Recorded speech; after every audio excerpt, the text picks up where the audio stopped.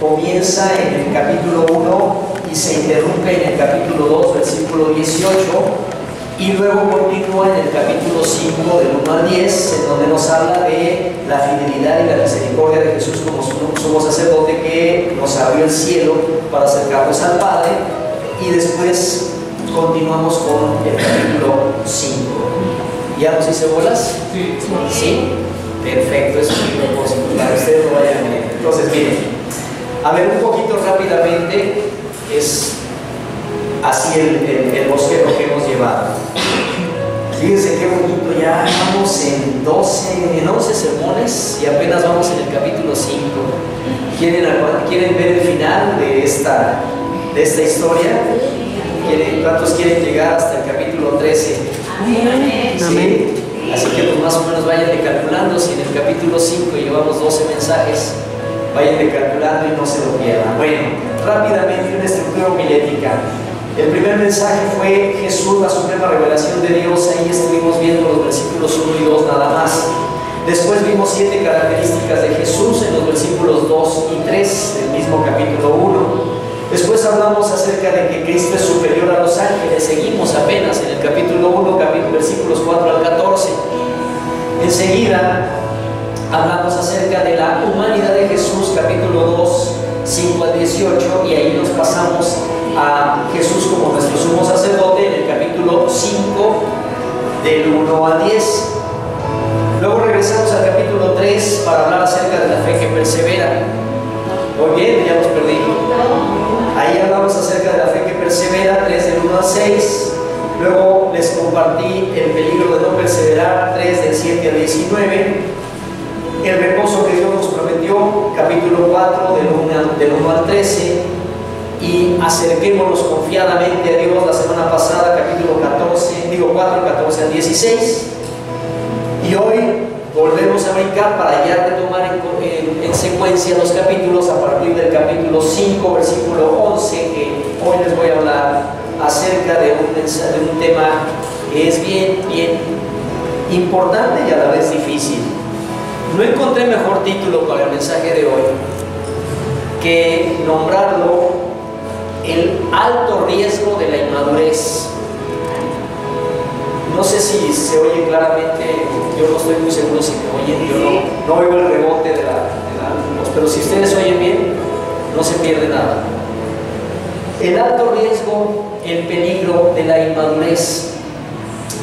Yo creo que nadie podemos autocalificarnos como inmaduros, no nos gusta calificarnos así. Y creo que todos aspiramos y deseamos, o podríamos decir somos maduros, pero es bien necesario poder revisar este pasaje y vamos a ver del 5:11 al 6:3, por favor. Acerca de esto tenemos mucho que decir y difícil de explicar, por cuanto os habéis hecho tardos para oír. Porque debiendo ser ya maestros, después de tanto tiempo tenéis necesidad de que se os vuelva a enseñar cuáles son los primeros rudimentos de la palabra de Dios. Y habéis llegado a ser tales que tenéis necesidad de leche y no de alimento sólido. Y todo aquel que participa de la leche es inexperto en la palabra de justicia, porque es niño. Pero el alimento sólido es para los que han alcanzado la madurez, para los que con el uso de los sentidos, para los que por el uso tienen los sentidos ejercitados en el discernimiento del bien y del mal.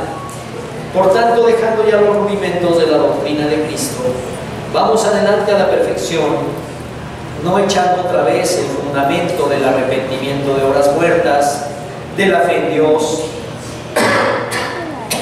de la doctrina de bautismos y de la imposición de manos, de la resurrección de los muertos y del juicio eterno. Y esto haremos si Dios en verdad lo permite, porque es imposible que los que una vez fueron iluminados, y ahí lo dejo a propósito con puntos suspensivos, nos advierte del peligro de la inmadurez, porque hay una consecuencia muy seria a partir del versículo 4. Alguien ha dicho que la tarea de un pastor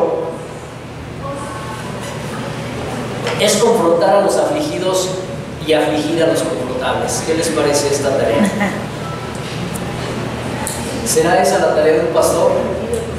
Confortar a los afligidos y afligir a los confortables. Un autor que he consultado, de los varios que he consultado para estos estudios, Robert Dean, dice: como un siervo fiel del pastor de pastores, un pastor debe presentar las buenas nuevas de la gracia de Dios y ayudar a los que están luchando valientemente contra las pesadas cargas de la vida. Y al mismo tiempo debe reprobar, reprochar y exhortar a aquellos quienes se ponen a sí mismos y a otros en una situación peligrosa por su complacencia y su tendencia a extraviarse. Parte del dilema del pastor viene de la necesidad de mantener un balance apropiado entre las palabras de consuelo y las palabras de exhortación. Lo que me gusta de compartirles esto es que me lo fusilé de otro y no es mío. Así me salvo. Pero creo que es fundamental esto. Y además esto es lo que está haciendo desde el principio el autor de Hebreos. Por eso esta introducción no es para darme guayabazos ni para aprovechar a un erudito que lo diga por mí, sino porque en realidad esto es lo que el autor de Hebreos está haciendo desde el principio. Combina palabras de advertencia con palabras de consuelo. Si han seguido estos 11 mensajes hasta el día de hoy, los días anteriores, se habrán dado cuenta que hay una parte, un momento en donde hay una palabra de consuelo, una palabra de ánimo: acerquémonos confiadamente al trono de gracia. Hay una palabra que Dios nos ha hablado de muchas maneras y de muchas formas y ahora nos ha entregado el Hijo, pero hay otro momento en donde dice: aguas, cuidado, precaución. Entonces el autor de Hebreos combina palabras de advertencia con palabras de consuelo, y recién nos acaba de hablar acerca del sacerdocio de Cristo, de cómo por su amor, por su gracia, por su obra, nos ha abierto la entrada al trono de gracia y nos dice: acérquense confiadamente al trono de gracia, acérquense. Nos exhorta, nos anima a que nos acerquemos al trono de gracia. Pero al mismo tiempo, a partir del versículo 11, dice: hay un sentido de disgusto y frustración en él. Si ustedes notaron el sabor de este pasaje, hay una frustración porque ve la falta de madurez espiritual en sus lectores, en los destinatarios de esta carta, que son hebreos, que son cristianos, que han entregado su vida al Señor y sin embargo se han estancado, y esa inmadurez espiritual hace difícil, hace muy complicado para el autor explicar el papel sacerdotal de Jesús. Por eso comienza diciendo: acerca de este tenemos mucho que decir y difícil de explicar. Es difícil de explicar porque es un tema muy complicado, o más bien es difícil de explicar para el autor porque sus oyentes no están preparados ni maduros para escuchar. Entonces el mensaje no es difícil en sí mismo, sino que dice acá en el versículo 12, no, en el mismo 11, dice: son tardos para oír.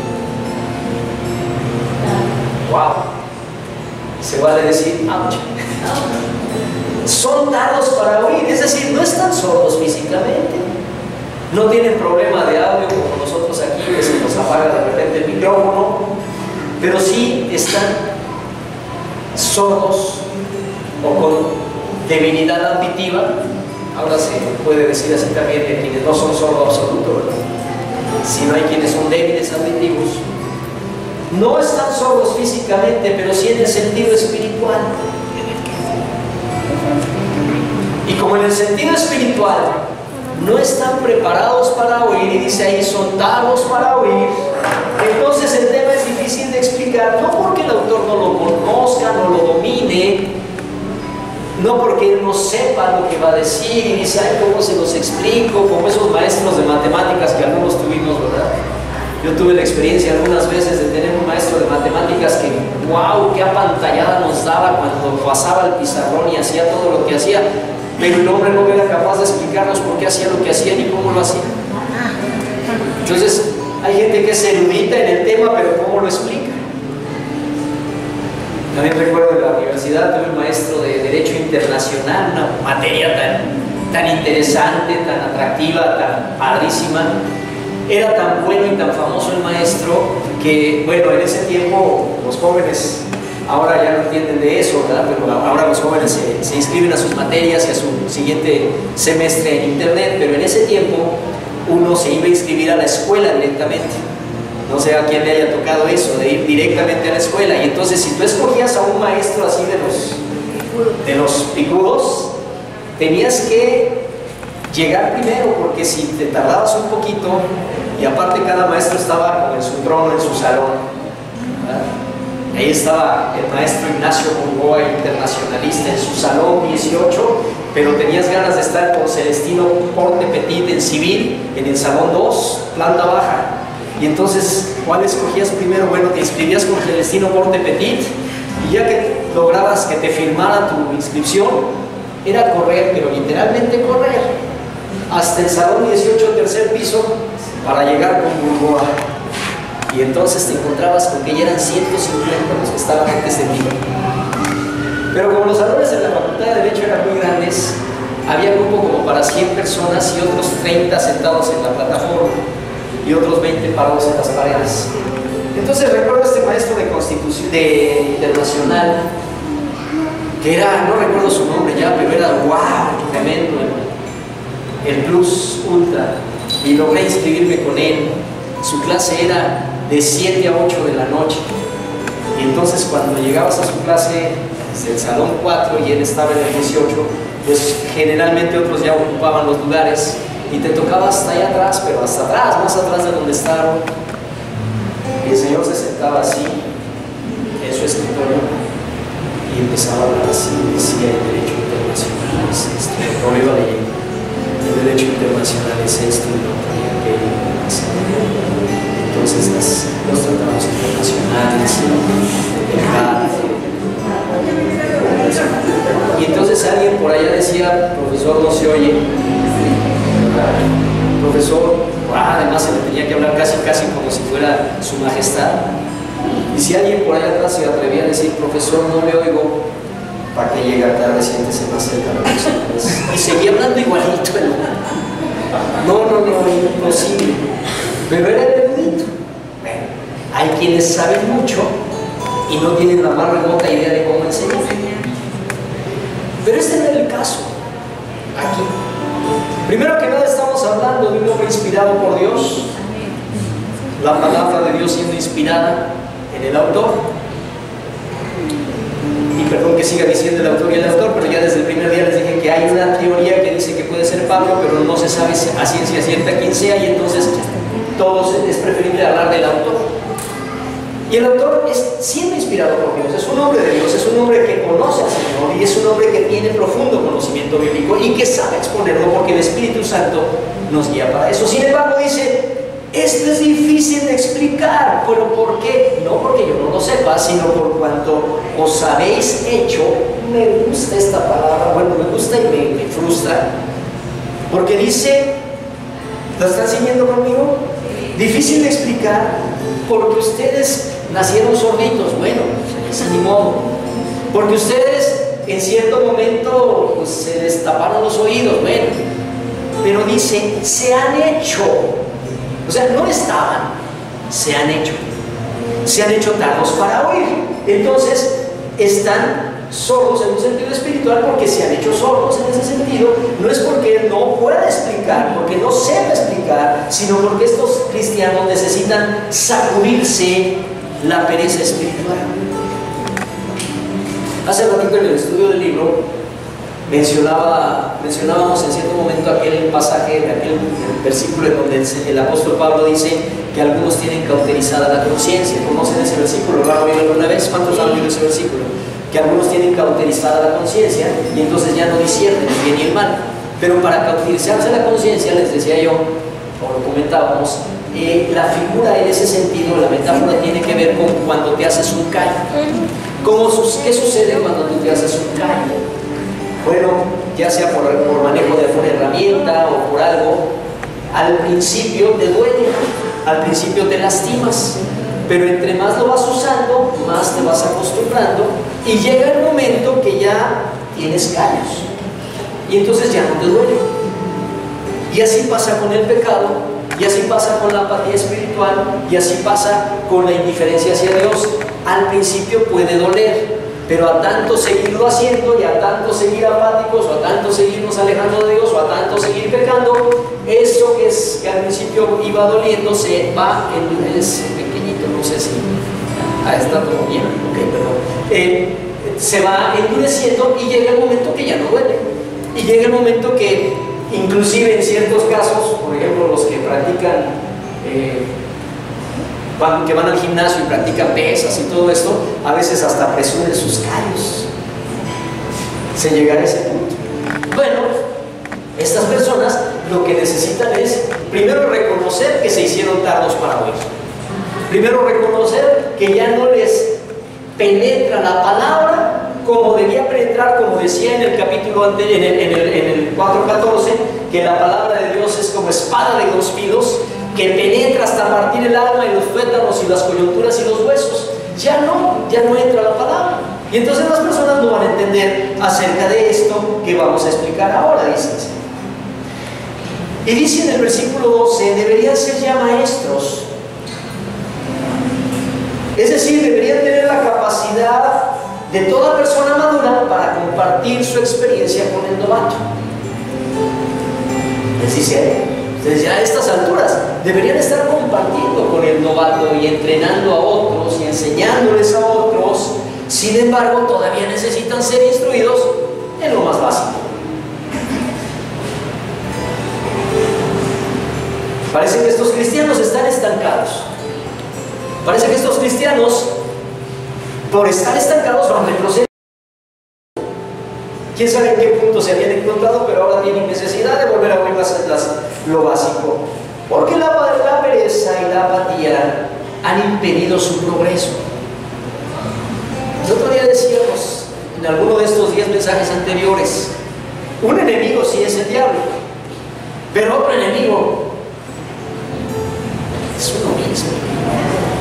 Es uno mismo, porque la pereza espiritual, la apatía espiritual impiden el progreso y por lo tanto los conocimientos bíblicos se estancan y se detienen, y ese progreso que se impide también estorba la sabiduría para enfrentar los desafíos que la vida diaria nos presenta. Porque para la vida necesitamos sabiduría, y a veces ese estancamiento nos impide tener sabiduría. Ahora necesitamos la sabiduría de Dios, porque sabiduría humana hay un chorro por todos lados, ¿sí? Pero necesitamos la verdadera sabiduría. ¿Y cómo comienza la sabiduría? ¿Cómo dice la Biblia que empieza la sabiduría? El temor de Jehová. El temor de Jehová. Entonces, cuando nos estancamos, impedimos el progreso y nuestros conocimientos bíblicos se estancan y nuestra sabiduría se estanca y nos hace más difícil enfrentar los desafíos de la vida diaria, y entonces parecemos como niños. Así estaban ellos. Estoy hablando de ellos, ¿eh? Yo nomás estoy narrando un hecho histórico, ¿eh? Nada más. Porque como niños siguen atorados en los mismos problemas. Como niños siguen atorados y atrapados en las mismas manías. Como niños siguen atrapados y atorados, volviendo a preguntar lo mismo una y otra y otra y otra vez. Yo no conozco a nadie así, estoy contando lo que dice aquí, ¿eh? Ustedes tampoco, ¿verdad? Pero la inmadurez nos hace actuar como niños, atrapados en las mismas manías. Versículo 14.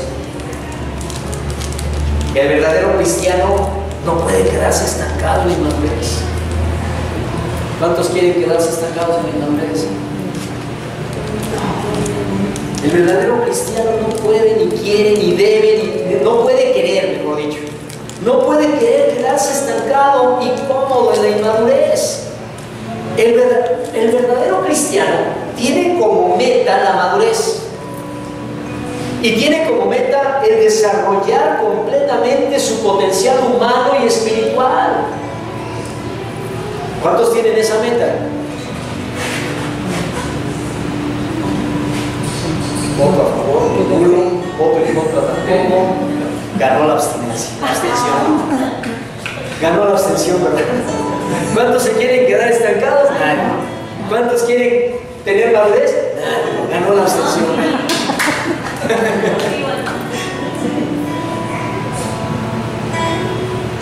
La meta del verdadero cristiano es la madurez, el desarrollo de su potencial humano, de sus dones, de sus talentos, de su potencial espiritual. ¿Cuántos queremos de veras, en serio, llegar al potencial, a nuestro máximo potencial espiritual? De nuestros dones, talentos. ¿Queremos o no queremos? Sí, sí. El verdadero cristiano no se puede quedar estancado y cómodo en la inmadurez, porque sigue aprendiendo cada vez más, porque quiere buscar cada vez más a Dios para poder entonces tomar mejores decisiones éticas. Tenemos que tomar decisiones todo el tiempo, y hay decisiones éticas bien importantes, y el cristiano cada vez busca más a Dios, cada vez inquiere más a Dios, cada vez pregunta más al Señor y busca su sabiduría y crece en el Señor y tiene los sentidos entrenados, dice ahí, ¿verdad? Tiene los sentidos entrenados para discernir entre el bien y el mal. ¿Y cómo se entrenan? Pues en la práctica. Así de sencillo. Los sentidos entrenados para discernir el bien y el mal, ya lo vieron allí, se desarrollan en la práctica de la vida cotidiana. ¿A través de qué? A través de sacudirnos la inmadurez, sacudirnos la apatía, sacudirnos la costumbre de que pues ahí la voy llevando. Por eso empecé diciendo, la tarea del pastor es confortar a los afligidos y afligir a los cómodos. Yo no sé qué efecto esté produciendo en cada uno de nosotros. A mí me afligió cuando lo leí. El Señor hizo su chamba conmigo, ya hizo su parte, y la tarea es esa. Versículo 6, capítulo 6. Por tanto, dejando ya los rudimentos de la doctrina de Cristo, vamos adelante. ¿A dónde? ¿Qué quiere Dios? Perfección.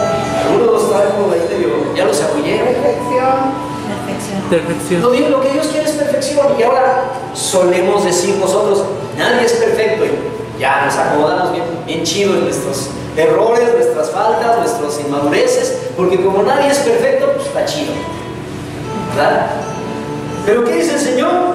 Que vamos adelante hacia la perfección. Tenemos que ir cada vez mejor y mejor y mejor.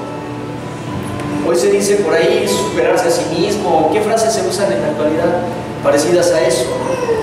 Reinvéntate, supérate a ti mismo. Pues son cosas que algunos han hecho gana diciéndolas, pero realmente aquí están desde hace 2000 años. Necesitamos entender que Cristo quiere que sigamos superándonos. Dice entonces, vamos adelante a la perfección, no echando otra vez el fundamento del arrepentimiento de obras muertas, de la fe en Dios, de la doctrina de bautismos, de la imposición de manos, de la resurrección de los muertos y del juicio eterno. Para seguir adelante hacia la madurez, los cristianos debemos sacudirnos la pereza y esforzarnos en el aprendizaje y la práctica de las doctrinas profundas, ya dejar las básicas. ¿Cuántos conocemos las básicas? Yo creo que todos. Tenemos que pasar de lo básico a crecer. ¿Cuáles son las doctrinas básicas? Bueno, pues aquí nos las enseñan. Vaya, por si teníamos dudas, nos dicen, ya dejen lo básico. Miren, lo básico es esta, aquí está. Y nos lo dicen, nos lo muestran. ¿Cuáles son las doctrinas básicas? Ahora, si alguien comienza su caminar con Cristo, excelente, tiene que aprender las doctrinas básicas. Todo tiene que llevar un proceso y un crecimiento. Debemos empezar por el principio. Pero a muchos de los lectores, de los destinatarios de esta carta, les dice, ustedes ya tienen rato en esto, discípulos. Ya tienen rato de conocerlas. Y ya es tiempo de dejar las doctrinas básicas y entrar a las doctrinas profundas. Pero por si hay duda, ¿cuáles son las doctrinas básicas? básicas y nos menciona 6 doctrinas en este último pasaje que acabo de leer.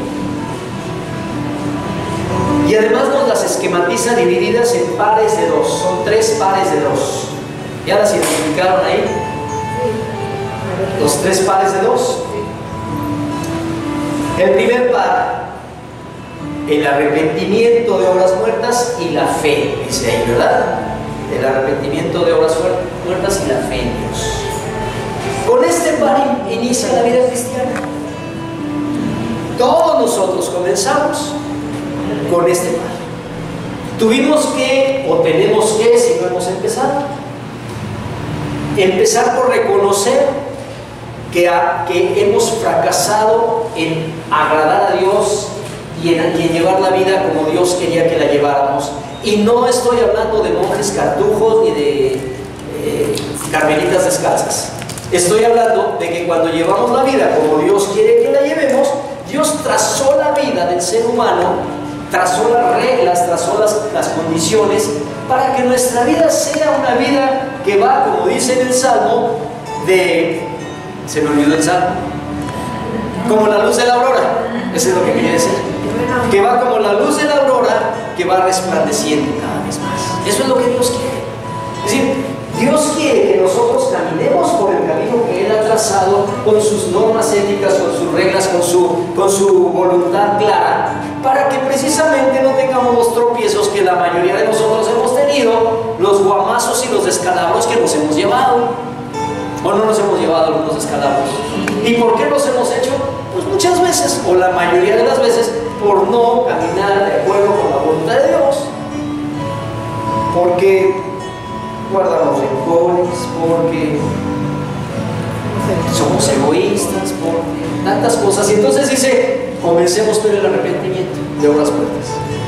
Arrepentimiento es reconocer, he fallado en la vida y le he fallado a Dios. Y he fallado a otros. Le he fallado a otros. Entonces debo reconocer y arrepentirme de esas obras que son obras muertas. Y además dice son obras muertas porque antes de ser cristianos, ¿qué dice que éramos? Estábamos muertos espiritualmente. Entonces, aún las buenas obras son obras muertas cuando no tenemos vida de Dios en nosotros. No sé si soy claro en esto. Esta doctrina fundamental. Puede incluso ser obras altruistas, pero finalmente son obras muertas porque provienen de un espíritu muerto. Y, por supuesto, todo aquello que hemos dañado y hemos fallado y hemos fracasado en hacer la voluntad de Dios son obras muertas. Y entonces la vida cristiana comienza por arrepentirnos. El problema de muchas personas es que quieren establecer una plena relación con Dios sin antes arrepentirse de sus pecados. Y en todo momento el Evangelio nos dice desde el principio, cuando Juan el Bautista, antes de que Jesús se manifestara su ministerio público en vida, él decía, arrepiéntanse y bautícense, porque viene otro tras de mí, decía Juan el Bautista, arrepiéntanse. Y después los apóstoles, cuando son inquiridos y les es preguntado qué podemos hacer para ser salvos, arrepentidos y convertidos. Tenemos que arrepentirnos y creer en el nombre de Jesucristo. Cree en el Señor Jesucristo y serás salvo tú y tu casa. Entonces, el paso fundamental, una doctrina básica, y la pone en ese orden, es el arrepentimiento de obras muertas. Arrepentirnos de nuestra vana manera de vivir, arrepentirnos de vivir. Vaya, aunque no seamos los peores pecadores, necesitamos, al inicio de nuestra vida cristiana, aunque no fuéramos los peores pecadores, necesitamos arrepentirnos sencillamente de no tomar en cuenta a Dios. Aunque estemos haciendo lo mejor que podemos, pero no tomar en cuenta a Dios.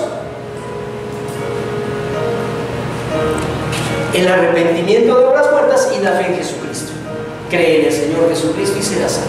Todo aquel que creyere en el Señor Jesucristo será salvo. Nicodemo le pregunta a Jesús, ¿qué debo hacer? Y le dice, porque el Padre envió a su Hijo unigénito para que todo aquel que en Él cree no se pierda, mas tenga vida eterna. Entonces, primer punto de partida es el arrepentimiento de obras muertas y la fe en Jesucristo. Y el segundo par nos presenta aquí, dice, versículo 2, la doctrina de bautismos y de la imposición de manos, segundo paso. Ahora, es interesante que usa, noten ustedes aquí, no dice bautismo, sino dice bautismos, singular o plural. Plural. Utiliza el plural. ¿Por qué? Bueno, hoy sabemos que hay un bautismo.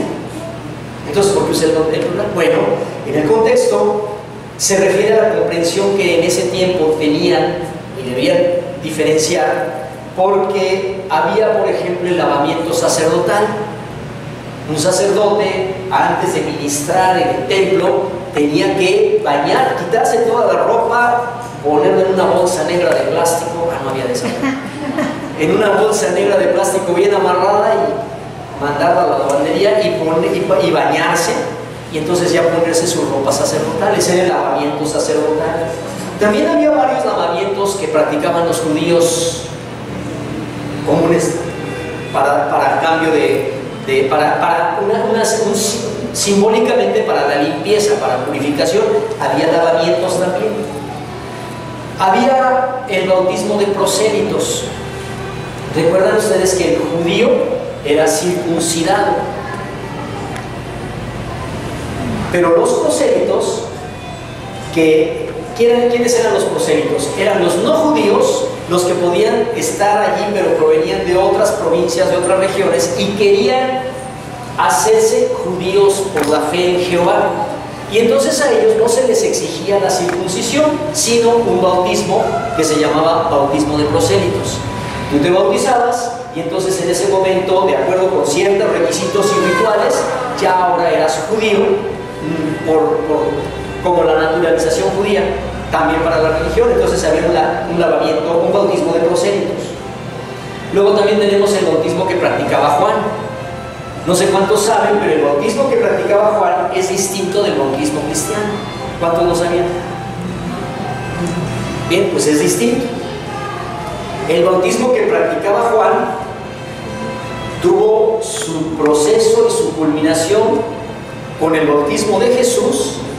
¿Recuerdan ustedes? Después del bautismo de Jesús, unos pocos días después, Herodes toma preso a Juan y lo condena a muerte. Termina ese proceso, ese bautismo de Juan. El bautismo de Juan era un bautismo para arrepentimiento, porque él decía: arrepiéntanse porque viene el reino de los cielos. Arrepiéntanse de sus pecados porque viene otro mayor que yo, de quien no soy digno de abrochar las agujetas de sus calzados. Entonces el bautismo de Juan era un bautismo profético, anunciando la próxima aparición de Jesucristo, el Mesías y el Salvador. Y el bautismo de Juan allí termina. Después viene el bautismo cristiano, que es el bautismo que se lleva a cabo como reconocimiento de nuestra fe en Jesucristo, que Jesucristo deja establecido, diciendo que para ser salvos tenemos que arrepentirnos, creer en Jesucristo y ser bautizados. ¿Recuerdan ustedes las experiencias en el libro de Hechos? Decía, y los que creyeron fueron bautizados. Ese era el bautismo cristiano. Y hoy, bueno, no tenemos ni los lavamientos ni los bautismos de prosélitos, pero ¿qué tal que es importante que cada cristiano entienda el significado del bautismo? Tenemos que entender el significado del bautismo. ¿Cuántos están ya bautizados aquí? Ahora, si hicimos bien nuestro trabajo, ustedes debieron haber entendido el significado del bautismo, lo que significaba bautizarse. Y entre el bautismo, por ejemplo, por aspersión y el bautismo por inmersión, o el bautismo de infantes, porque nosotros no bautizamos recién nacidos. Esto es algo que tenemos que saber, es lo básico. Eso es lo básico. Por ejemplo, si hicimos bien nuestra chamba, algunos pudieron en algún momento tener la duda: bueno, es que a mí me bautizaron de chiquito, de chiquita, y entonces pues ahora me tengo que bautizar de nuevo. Pues sí, porque en realidad no te bautizaron. En realidad no fue que te bautizaran, en realidad hicieron una ceremonia para satisfacción de la conciencia de los papás, pero en realidad no tenía ningún sentido para ti. Y así, entonces, este rudimento es respecto a entender la diferencia. Entender la diferencia, por qué por aspersión o por qué por inmersión. Y por qué por aspersión no es un verdadero bautismo. ¿Por qué no bautizamos infantes? Entonces, por eso habla de bautismos. Había varios. Y después habla de la imposición de manos, porque en esta época, en ese momento histórico, era práctica común, me quiero acercar, pero también era una práctica común que una persona cuando recibía a Cristo, al momento de que recibía a Cristo, le imponían las manos para orar, para que a la vez también recibiera el Espíritu Santo. Recuerden, ya hubo el momento que vino la manifestación del Espíritu Santo en Hechos 2, y de ahí en adelante el Espíritu Santo ya está en el mundo. Y entonces era una práctica común que recibía a Cristo una persona, entonces le guiaba para orar, entregar su vida a Cristo, imponiendo sus manos, y de esa manera también estaban pidiendo de una vez que fuera llena del Espíritu Santo. Esto se dejó de practicar con el paso de los años. No significa que sea ni bueno ni malo, solamente que cayó en desuso. Entonces ya no es como una doctrina actual como hablar del bautismo. En ese tiempo era bautismo e imposición de manos. Una vez bautizado, se imponía las manos y se pedía la venida del Espíritu Santo sobre esa persona. Hoy, de todas maneras, lo vamos haciendo en otros momentos, pero ya no es una práctica fija. No sé si estoy siendo claro en esto. ¿Sí? Este es el segundo par. Y luego tenemos el tercer par de doctrinas básicas. ¿Cuál es el tercer par? La resurrección de los muertos y el juicio eterno. Versículo 2. La resurrección de los muertos. Esto tiene que ver con la esperanza para el futuro. Todos nosotros sabemos que vendrá un día en que todos los muertos resucitarán. Filipenses 4. Los muertos en Cristo resucitarán primero. Luego nosotros, los que quedamos, si para entonces viene Jesucristo, los muertos en Cristo resucitarán primero. Luego nosotros habremos de ser arrebatados para recibir al Señor en las nubes con nosotros. Entonces, va a haber un momento de resurrección de los muertos.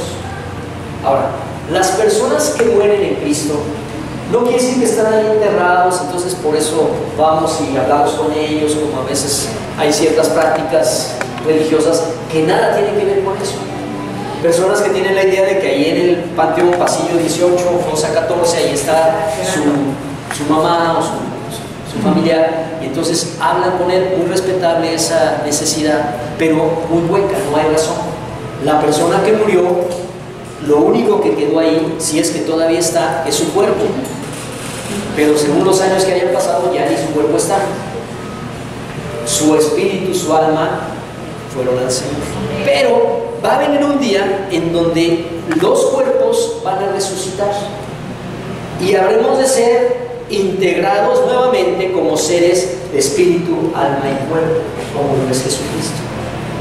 Por eso la Biblia nos dice que habrá un día de la resurrección de los muertos, y los muertos habrán de resucitar para el juicio eterno. Por eso habla de la resurrección de los muertos y el juicio eterno, porque esa resurrección es para comparecer ante el juez. Y al comparecer ante el juez, el juicio es eterno, porque el veredicto de ese juicio determinará el destino eterno. O sea, no hay de que vamos a pasar unos añitos o unos milenios en un purgatorio y ahí ya la hicimos y después ya pasamos. No, es un juicio eterno. Por lo tanto, las consecuencias buenas o malas de nuestro comportamiento actual y nuestra conexión o rechazo a Jesucristo van a tener consecuencias eternas. Por eso la doctrina básica es esa, la tercera doctrina, la resurrección de los muertos y el juicio eterno. Que a estas alturas todo cristiano sabe, todo cristiano que ya tiene un tiempo en el Señor, ya sabe. Y no vivimos con el miedo ni nada, no. Vivimos con la convicción de que los muertos en Cristo resucitarán para, digamos que ese juicio solo será confirmar lo que ya Dios determinó. porque Él ha determinado claramente que todo el que cree en Jesucristo será salvo. Entonces, los muertos en Cristo van a resucitar para un juicio, pero ya es un juicio, digamos, automático, en el sentido de que ese juicio ya se hizo. Recuerden que estamos, aquí si yo me pongo más complicado, difícil de explicar. Recuerden que Dios es eterno, y Dios, que es eterno, mira simultáneamente nuestro pasado y nuestro futuro eterno. Para mí es complicado porque yo tengo un hoy, y si hoy me muero, mi espíritu, mi alma se va, luego el juicio. Pero para Dios no. Al momento que recibiste a Cristo en tu corazón, en ese momento el juicio eterno ya se hizo. Y ya Jesucristo dijo: este es mi hijo, esta es mi hija. Y por lo tanto sus pecados son perdonados y hemos sido justificados por la fe en Jesucristo y tenemos paz para con Dios. El juicio ya se celebró en el momento que recibiste a Cristo. O en el momento que rechazaste a Cristo y mueres habiéndolo rechazado, habiendo apostatado, en ese momento también el juicio lamentablemente se lleva a cabo. Y los cuerpos se van a reintegrar para ese juicio eterno, para escuchar una de dos palabras, las más gloriosas palabras que estoy seguro que tú quieres oír, y es: bien, buen siervo y fiel. Sobre poco fuiste fiel, sobre mucho te pondré, entra en el gozo de tu Señor. Y yo les aseguro que yo voy a pegar un brinco, pero brinco. No sé si voy a ser tan solemne de decir sí, Señor. Pero cuando yo oiga eso, ¡wow! Entra en el gozo de tu Señor y ¡wow! Pero también habrá quienes escuchen las terribles palabras: nunca os conocí, apartados de mí, al juicio eterno. Y entonces el juicio se lleva a cabo. Y son las doctrinas fundamentales. ¿Vamos bien hasta aquí? Sí. Entonces nos está diciendo: miren, yo quiero hablarles más, dice aquí, acerca de Jesucristo como sumo sacerdote. Quiero hablarles más acerca del descanso eterno. Quiero hablarles más acerca de la provisión de Dios. Pero es difícil que lo entiendan mientras no salgan de su pereza espiritual, mientras no salgan de su comodidad. Empecé diciendo: el pastor tiene la tarea de incomodar a los cómodos y confortar a los afligidos. Y entonces nos dice: finalmente, es necesario salir de lo básico, de los rudimentos, salir de darle vueltas a lo mismo y no tener sabiduría en la vida. Y ya cuánto tiempo llevo en el Señor y todavía no tengo sabiduría para la vida, y todavía tengo broncas para tomar decisiones éticas básicas. Yo sé que siempre hay situaciones muy complejas y necesitamos la sabiduría de Dios, pero a veces nos quedamos atorados en el mismo problema que teníamos hace 25 años. Les decía yo hace ratito en el grupo previo, lamentablemente tengo que ver esto con frecuencia, con cierta frecuencia. Personas que pueden que ya tengan tiempo en el Señor y todavía siguen con las mismas dificultades en su matrimonio. Pero dijeras: bueno, es una nueva dificultad que surgió, pero a veces es la misma que pasó hace 3 o 5 o 7 o 10 años atrás. No, siguen estancados. El Señor dice: mientras no avancemos y dejemos la inmadurez, es muy riesgoso, porque lo que vamos a ver a continuación, no hoy, es muy riesgoso. La inmadurez no solamente, pues, ojalá no más se tratara de: bueno, pues qué flojera, hoy no voy al culto porque, ay, qué flojera. O ay, pues hoy no tengo ganas, estoy de vacaciones espirituales. Ojalá no más fuera eso. Pero como veremos la próxima semana, la inmadurez espiritual es sumamente peligrosa. Y por eso comienza por ahí, diciendo: sacudanse, despierta.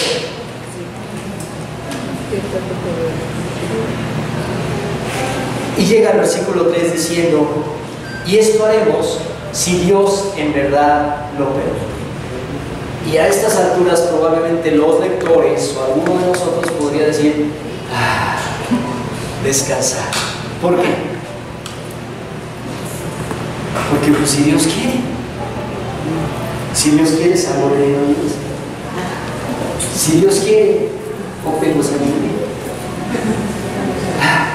Primero me ponen a repasar la regañada y me dicen, no seas inmaduro, sordo, que no entiendes, sordos tardos para oír.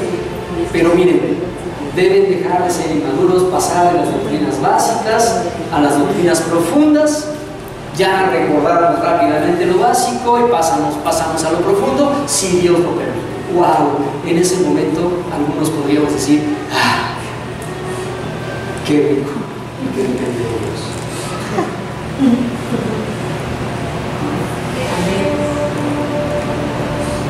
¿Depende de Dios? Ahí lo dice. ¿Depende de Dios? No. Bueno, díganme. ¿Depende de Dios? Digan sí y no. No. Sí. No. Depende de Dios, sí y no. Eso es lo maravilloso de esto. Sí depende de Dios, pero no solo depende de Dios. Desde un punto de vista muy teológico, o sea, teológico, no hay muy poco teológico. Desde un punto de vista teológico, depende de Dios, porque nuestra vida depende de Dios. Pero el hecho de que dependa de Dios no quita nuestra responsabilidad. Hemos de saber que el progreso hacia la meta de la madurez sí depende de Dios, pero también depende de nuestro amor, obediencia y dependencia a Dios, en una indispensable combinación establecida por Dios mismo. Esa combinación es bien importante. Dios es el que pone en nosotros el querer como el hacer por su buena voluntad. Pero una vez que Dios pone en nosotros el querer, en nosotros está querer. En nosotros está hacer. En nosotros está la responsabilidad. Para que no salgamos como aquel que un día le dije, oye hermano, ¿tú ya tienes cuántos años de cristiano? No, pues nada más como 16. Ah, bueno, ¿y cuándo vas a dejar de fumar? Pues cuando Dios me diga. Dios me diga. O sea, no sé, estaba esperando una luz en el cielo y una voz que dijera, fulanito, te ruego que dejes de fumar. No. ¿Cuándo vas a dejar de fumar? Pues cuando Dios quiera que me quite esto. Pues sí, cuando Dios quiera, pero ¿y tú? Entonces, hay una indispensable combinación entre sí el progreso que Dios provoca y por otro lado nuestro amor, obediencia y dependencia de Dios. La dependencia total, o sea que dependemos totalmente de Él, no disminuye mi responsabilidad. Yo no puedo decir es que como dependo de Dios, pues como Dios no me ha hecho que no me ha dado la fuerza para dejar de fumar, como Dios no me ha dado la fuerza para dejar de pecar en esto o en aquello. ¿Se acuerdan? ¿Quién liberó al pueblo de Israel de la esclavitud de Egipto? Fue Dios, ¿no es cierto? Llamó a Moisés y le dijo, tú vas a liberarlo, estoy aquí. Guía al pueblo a la tierra que fluye leche y miel, estoy aquí. ¿Quién iba a estropear los planes del faraón para que los alcanzara y los volvieran a tomar esclavos? Dios. Era Dios, ¿no es cierto? Pero ¿se acuerdan que hay un momento ahí en el Éxodo en donde Moisés, que va a la vanguardia, se encuentra con que llegaron a un punto en donde por la situación llegan al punto donde están en el mar? Y por otro lado voltea, me imagino que había un poco de valle, porque si no, si era chaparrito como yo, no los hubiera podido ver, pero ve cómo viene el ejército del faraón. Y entonces comienza a decir de Dios, ¿qué vamos a hacer? No sé si recuerdan la respuesta de Dios, pero le dice, ¿por qué clamas a mí? Di a este pueblo que avance. ¿Recuerdan esto? Me impresiona tanto esto. Dependían de Dios para que los salvara, no dependían de Moisés. Moisés automáticamente dice, Dios, ¿qué haremos? Y Dios le dice, ¿por qué clamas a mí? ¡Muévele! ¿Se fijan entonces? Está por un lado la protección de Dios, la provisión de Dios, dependencia de Dios, porque Dios sabía que iba a detenerlos. Pero por otro lado está, bueno, hermanito,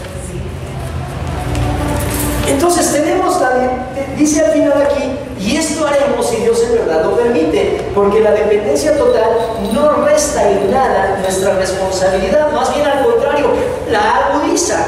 La agudiza porque debemos tener un anhelo ferviente de que Dios no haya perdido la paciencia y nos siga teniendo gracia y otorgando gracia. Ese es el anhelo que debemos tener. Que Dios no haya perdido la paciencia. Y yo le agradezco tanto a Dios que no ha perdido la paciencia conmigo. Pero cuando le agradezco a Dios que no ha perdido la paciencia conmigo, tengo que saber reconocer si he sido apático, si he sido indiferente, si he tenido ya la costumbre de fallarle a Dios, de tal manera que ya se me hizo callo en el corazón. Tengo que reconocer y hacerlo. ¿Qué les parece, hermanos? Concluyendo, creo que una de las fallas más frecuentes de los cristianos es la inmadurez. Y yo me atrevo a decir, yo creo que uno de los problemas más frecuentes de los cristianos es que dejamos de creer en Dios y en su palabra. ¿Cómo? ¿Cristianos dejas de creer en Dios? ¿Cuántos lo creen? ¿Cuántos se dan cuenta? Podemos caer en esa falacia en donde a pesar de ser cristianos dejamos de creer en Dios y en su palabra. Porque si creyéramos en Dios, tendríamos temor de Dios. Si creyéramos de veras en Dios, querríamos conocer su palabra para saber qué es lo que Él quiere. Pero como no creemos en Dios, pues su palabra está padre, pero qué aburrida, además en un lenguaje tan antiguo que da flojera. Porque no creemos en Dios, ni creemos que su palabra pueda transformar nuestra vida, ni que su palabra pueda responsabilizarnos en algo. Por eso creo que uno de los principales problemas de los cristianos es que dejamos de creer en Dios, en su palabra, pero comenzamos con la inmadurez. Para llegar a eso se comenzó con la inmadurez. Así que la falla más frecuente de los cristianos es la inmadurez, y la inmadurez da como fruto, o más bien es el resultado, no es el fruto, es como fruto, sino la inmadurez es el fruto de la pereza y la apatía. Cuando somos perezosos espirituales, apáticos para las cosas de Dios, entonces viene la inmadurez y se descubre en el hecho de no entender más allá de los fundamentos doctrinales. Solo entendemos eso. Y tenemos una indiferencia grande en cuanto a alcanzar doctrinas profundas. La inmadurez espiritual es muy peligrosa, como veremos la próxima vez. Si quieren saber lo peligroso de la inmadurez, vengan la próxima semana, a la misma hora y por este mismo canal. Porque a partir del versículo 4 en adelante veremos el gran peligro. Hermanos, la vida cristiana es como el agua. La vida cristiana es como el agua. Si se estanca, se descompone y daña a sí mismo y a otros y muere. Un agua estancada es muy peligrosa y daña a otros. Hay personas que dañan a otros, que son cristianos, que causan tanto daño que otras personas que pudieron haber sido cristianos dicen: yo como cristiano no quiero saber nada. Porque la vida cristiana es como el agua. El cristiano que en verdad cree en Dios y en su palabra quiere que su vida sea bendecida, quiere que su vida sea guiada por Dios, y no puede quedarse estancado y ni puede quedarse cómodo en su inmadurez. Si estás cómodo en tu inmadurez, sacúdetela ya. No puedes seguir así, porque la meta del cristiano es la madurez, es el desarrollo completo de nuestro potencial humano y espiritual. Esa es la meta. Si no tienes como meta eso, estás estancado y aguas. Porque además estás estancado, a lo mejor la semana que entra no vas a saber de qué sigue. Porque vas a estar cómodo. Por eso, hermano, hermana, sigue aprendiendo cada vez más. Sigue buscando cada vez más a Dios. Le invito a que cierre sus ojos. Además, póngase de pie, por favor. Póngase de pie, por favor. Y ya estando de pie, cierre sus ojos.